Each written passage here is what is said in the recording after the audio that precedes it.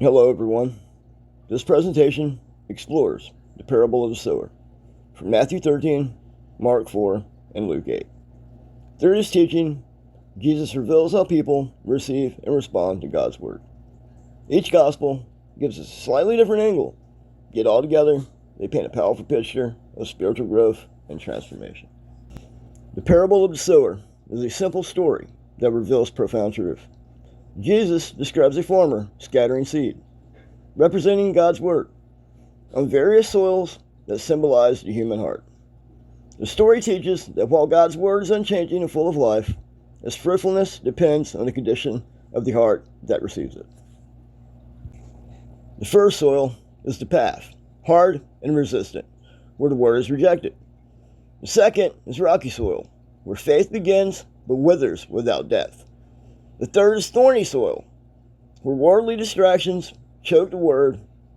Finally, the good soil represents a receptive heart that hears, understands, and bears fruit. Jesus reminds us that true discipleship begins with hearing and continues with obedience. In Matthew's account, Jesus emphasizes understanding. The one who hears and understands produces fruit. Mark's Gospel highlights perseverance, encouraging believers to endure persecution and remain steadfast. Luke focuses on sincerity and patience, showing that the good soil is the honest and good heart. Together, these perspectives reveal that the gospel must be understood, endured, and embraced. For the church today, this parable reminds us that we are both the sower and the soil. We must prepare our hearts to receive God's Word and share it generously with others. Personally, this story calls me to daily self-examination, to remove distractions and allow the Spirit to cultivate my heart. As Jesus said, whoever has ears to hear, let them hear. For me personally, this parable is a reminder that spiritual growth is a lifelong process. I'm called not only to hear the Word, but to let it take root and transform me from within.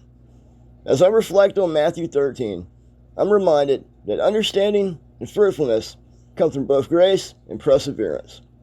Jesus' teaching continues to shape my walk of faith today, calling me to live with humility, purpose, and steadfast hope as a disciple of His kingdom.